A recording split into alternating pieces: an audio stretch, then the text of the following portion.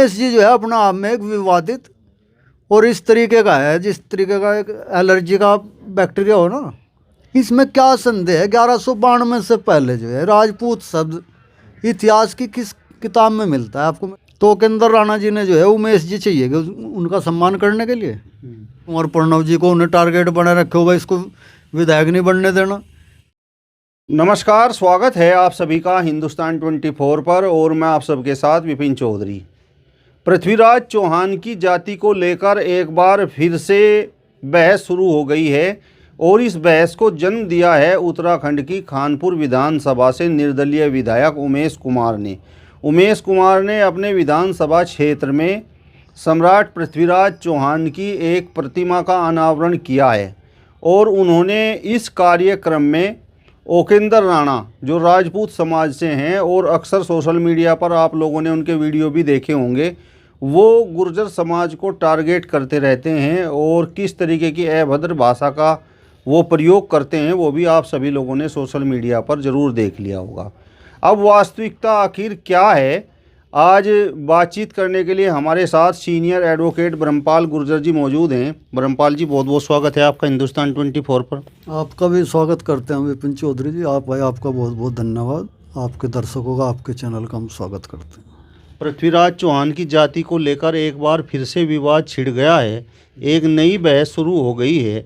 चूँकि आप भी अध्ययन करते रहते हैं और हिस्ट्री की किताबें भी आप पढ़ते रहते हैं, तो आपने क्या पढ़ा है? पृथ्वीराज चौहान की जाति आखिर क्या है?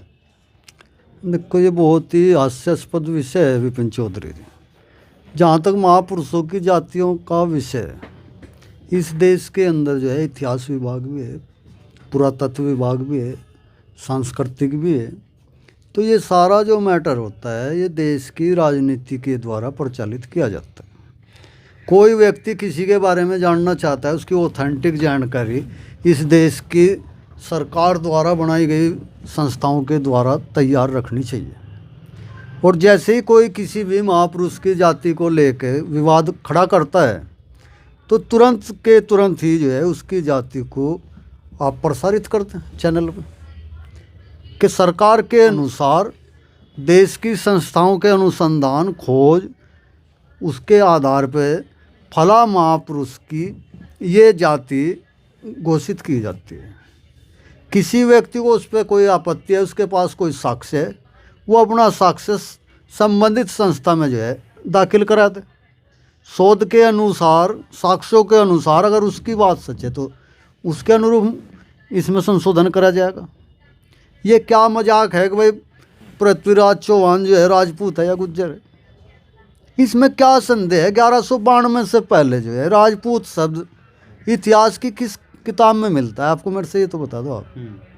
जब 1192 से पहले राजपूत शब्द नहीं है तो इसका मतलब, मैं ये नहीं कहता कि राजपूत नहीं था। राजपूत अगर था तो किस नाम से था, और उस नाम को जो है आप कहाँ तक पाते हैं? गुर्जर सम्राट मीर भोज को लेकर जो है विवाद खड़ा करा इस देश के अंदर। पृथ्वीराज चौहान दिल्ली हाई कोर्ट के द्वारा भी गुर्जर साबित कर दिए गए हैं एक निर्णय में। मैं आपको निर्णय का प्रति भी दे दूंगा। तो इसमें क्या संदेह रह रहा है? कौन सी बात है कि वो राजपूत थे या गुर्जर थे? 100% गुर्जर थे। इसके सब साक्ष्य मौजूद हैं, इसमें जो है कोई संदेह नहीं है। चंद्रबरदाई के द्वारा भी पृथ्वीराज रासो में भी इस चीज़ का वर्णन है, और इतिहास के और बहुत सारे ग्रंथ ऐसे हैं जो निर्विवाद रूप से ये साबित करते हैं। साबित करने की ज़रूरत इस देश में है पहले ये कि गुर्जर शब्द इस देश के इतिहास में आप कब से देखते आए, राजपूत शब्द आप कब से देख सके? कहीं ऐसा तो नहीं है गुर्जर और राजपूत दोनों एक ही पर्याय, एक ही चीज़ हो, एक ही जाति के दो नाम हो। उसी के महापुरुषों को गुर्जर दावा करेगा, उसी के महापुरुषों को जो है राजपूत दावा करेगा। तो ये कन्फ्यूजन है जो अक्षत्रिय शब्द है इसको लेकर। गुर्जर अपने आप को अक्षत्रिय का पहला अग्रज मानता है अपने आप को। उसके बाद उसमें से बहुत सारी टूटें, बहुत सारी जातियाँ निकली हैं। जैसे आप गुर्जर है, गुर्जर के नाम पे आप वन गुर्जर भी हैं, आप बड़ गुर्जर भी हैं, आप गुजर भी हैं, तो इस तरीके से आप गौड़ गुज्जर हैं, बहुत सारे नाम हैं, गिनाऊंगा तो बहुत टाइम लगेगा। तो राजपूत एक शाखा है गुज्जर समाज का, इसी का एक अस्तित्व है, इसी का जो है एक हिस्सा है।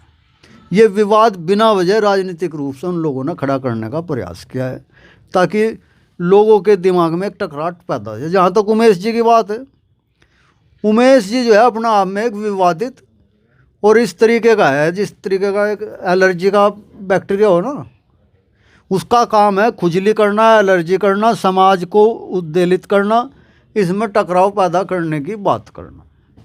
तो मुझे इससे ज़्यादा कुछ नज़र उनका आता नहीं। मतलब सम्राट पृथ्वीराज चौहान के प्रति उनके मन में सम्मान नहीं है, बस उनका एक तरह से ये राजनीतिक कदम है। कदम नहीं है, उनका राजनीतिक मिसयूज है ये। भाई आप, मैं अगर आपके बाप दादा को विवादित करूँगा तो मैं उसका सम्मान थोड़ा कर रहा। या तो कुर्बान होएगा तो खबर उसके साथ रोएगा, तो इस देश के गुजरों ने उमेश जी बंद करा के दिखा था इस देश के गुजरों ने कि मैं पृथ्वीराज चौहान को गुज्जर न कहें। उसके लिए भाई कुर्बान होने की उस पर जो है गुंजाइश होकर दिखावे, मान लेना चाहिए। फिर राजपूत समाज के लोगों ने कि उमेश जी जो है हमारे प्रति समर्पित है, 4 गुजरों ने चुप करवा दो, उन्होंने कहने तक सरकार में और उसमें भी है।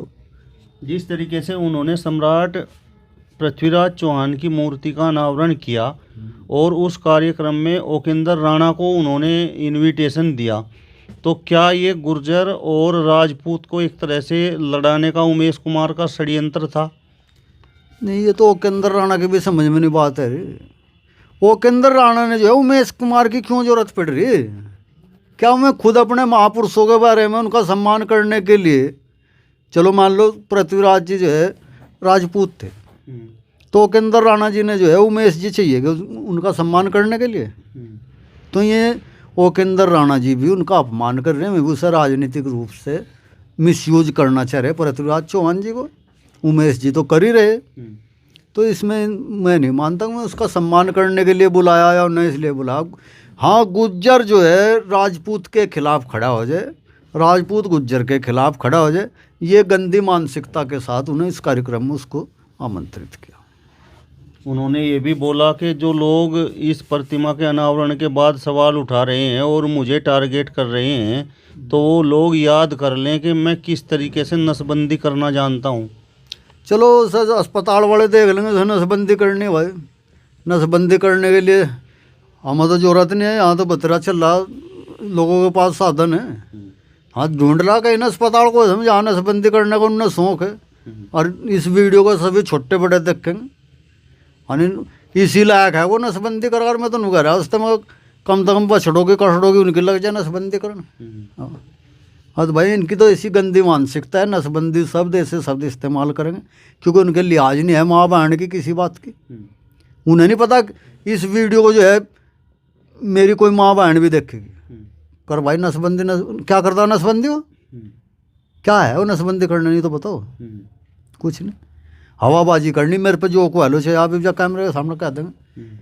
मुझे ये सोच कर करना चाहिए कि समाज पे इसका क्या असर पड़ेगा, मैं क्या कह रहा, क्या साक्ष्य हैं उनके पास। जब दिल्ली हाई कोर्ट के द्वारा जो है उसको गुजर घोषित कर देगा, मान लेगा पृथ्वीराज चौहान को, तो क्या विवाद है भाई इसमें? कुछ नहीं। सत्ता का दुरुपयोग करना, सत्ता के संरक्षण में बैठ के जो है, और मैं उन शब्दों का इस्तेमाल नहीं करना चाहता। आपने पता होगा बड़ी बड़ी कोठियों के बाहर जो है आलीशान बैठे रहे कुत्ते में भौंकना का काम करें, समझ रहे? उन्हें अपना नहीं पता होता कि सामने वाला जो है पहले निशाना तो ये बना हुआ, कोठी वाले ने बाद में बनाओ। कोठी वाला होशियार है, कोठी वाला खुद नहीं बैठता बाहर, वो अपने उसको पालतू जानवर को बांधता है वहाँ से, क्योंकि मरेगा तो यूँ मरेगा पहले, और वो बिना वजह जो है शरीफ आदमी ने देख के भी भों भों करता। तो हमें देख लेना चाहिए हम क्यों बोल रहे, कहाँ बोल रहे, कहाँ बैठ के बोल रहे। उमेश कुमार तो निर्दलीय विधायक हैं, सत्ता का भला उनसे क्या लेना देना? देखो, निर्दलीय होने का मतलब ये नहीं है कि आप सन्यासी महात्मा होगे। सबकी खपत है वहाँ, तो सबके संपर्क है। आपने देखा हुआ भी जमानत हुई थी पीछे उसके पढ़ने वाले मैटर में, तो किसी निर्दलीय विधायक को मिल रही इतनी जल्दी जमानत, छूट मिल रही, बताइए?